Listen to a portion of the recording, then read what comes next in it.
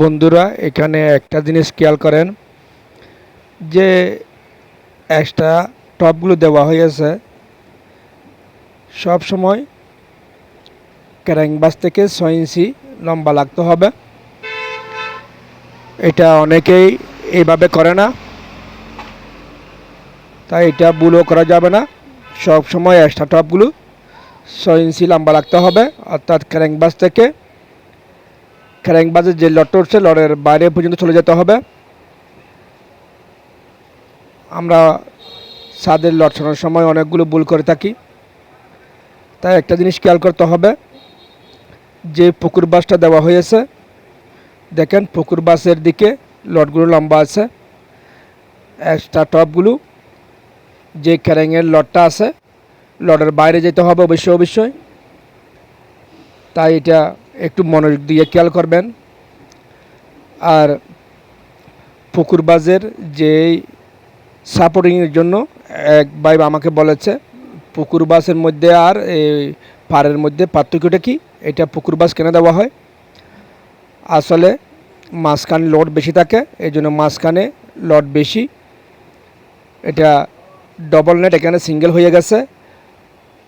তারপরে যে পুকুরের পাড়টা আছে, পাড়ের মধ্যে টপগুলো দেওয়া হয়েছে। এই পুকুরের সাপোর্টিংটি একটা টবের যে লটগুলো আছে এগুলো টেনে বিমকে দেবে, বিম কলমকে দেবে, এভাবে সাপোর্টিংটা ওখানে চলে আসে। তাই অবশ্যই পুকুর বাস দিয়ে করলে কাজগুলো মজবুত বেশি হয়। কারণ ডাইরেক্ট লট হলে মাঝখানে ডাউন হয়ে যেতে পারে, অনেক বড় গ্যাপ। তাই অবশ্যই পুকুর বাস দিয়ে করতে হয়। কারণ এখানে দেখেন ডবল নেট, এটা ডবল নেট হওয়ার কারণে মাঝখানে যে পুকুর বাস আছে এখান থেকে অর্ধেক টেনে নিয়ে আসবে, ওইদিকে অর্ধেক টেনে নিয়ে আসবে। তাই সাপোর্টিংটা একটু বেশি পাবে। তাই অবশ্যই পুকুর বাস দিয়ে করতে হয়। ডবল নেট দিয়েও করতে পারে, কিন্তু এক্সট্রা টপগুলো বেশি খাওয়াতে হয়। আমরা অনেক করেছি ডবল নেট দিয়ে, তাই একটু খেয়াল করবেন এভাবে করার জন্য। আর লটগুলো সবসময় চেষ্টা করবেন গ্যাপগুলো বরাবর রাখতে, যাতে বড় ছোটো না হয়। যে ইঞ্জিনিয়ারের নকশার মধ্যে দিয়ে থাকে সেভাবে লটগুলো একদম সিধা রাখতে, যাতে যা আঁকা বাঁকা না হয় সেভাবে চেষ্টা করবেন।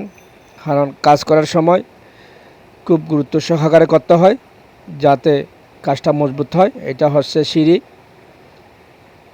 এটা আন্ডারগ্রাউন্ড থেকে দ্বিতীয় লেয়ার উঠতেছে। এখানে মার্কেট হবে। এটা 7,000 স্কোয়ারের একটা 10তলা ভবন, এবং প্রথম ছাদের লটগুলো ছড়ানো হয়েছে। আশা করি আপনাদের ভালো লেগেছে। আমি ভিডিওগুলো ছোট করে থাকি, যাতে আপনাদের দেখতে সুবিধা হয়। আমাদের নিয়মিত ভিডিওগুলো যদি আপনারা দেখতে চান, তাহলে আমাদের ইউটিউব চ্যানেলের মধ্যে যারা আছেন সাবস্ক্রাইব করে দিয়ে লাইক কমেন্ট করবেন, আপনাদের মতামত জানাবেন। আর ফেসবুক পেজের মধ্যে যারা আছে তারা চ্যানেলটি ফলো দিয়ে লাইক কমেন্ট করে আপনাদের মতামত জানাবেন। আমরা বিল্ডিং নির্মাণ কাজের শুরু থেকে শেষ পর্যন্ত সব ভিডিও আমাদের ইউটিউব চ্যানেলে রয়েছে। নিত্য নতুন যে কোনো ভিডিও আপলোড দিয়ে থাকি, যাতে বাড়িওয়ালা বলেন এবং মিস্ত্রি বাইরা বলেন যে সকলের দেখতে সুবিধা হয়। এটা আলশাখা টাওয়ার 2, পাশে যেটা দেখা যাচ্ছে এটা হলো আলশাখা টাওয়ার 1। জনাব আলহাজ শামসুল আলম ভাইয়ের এই বিল্ডিংয়ের ডিজাইন করেছেন আলহাজ মহসিন স্যার, চট্টগ্রাম বদ্রহাট। আসলে খুব সুন্দর নকশা করেছে। দেখেন এখানে বিম বাঁধার পর ছাদের লটগুলো ছড়ানো হয়েছে। কারণ একটা জিনিস খেয়াল করতে হবে, এখানে গ্যাপ অনেক বড়, তাই লটগুলো কোনো প্রকার ভুল করা যাবে না। ইঞ্জিনিয়ারের নকশা মোতাবেক কাজগুলো করতে হবে। ইঞ্জিনিয়ারের নকশার বাইরে কোনো কাজ করবেন না যে কোনো জায়গায়।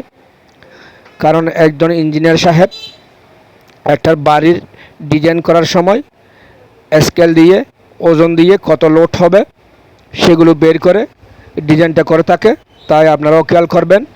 ঠিক এইভাবে কাজগুলো করার জন্য দেখেন বিমটা একদম সোজা, চারিপাশে কপারিং একই, কোনো বেশ কম হবে না। এইভাবে কপারিং, বিমের কপারিংও ঠিক রাখতে হবে এবং ছাদের নিচে যে বলকগুলো দেওয়া হয় ঘন করে বলক দেবেন। ধন্যবাদ সবাইকে, ভালো থাকবেন।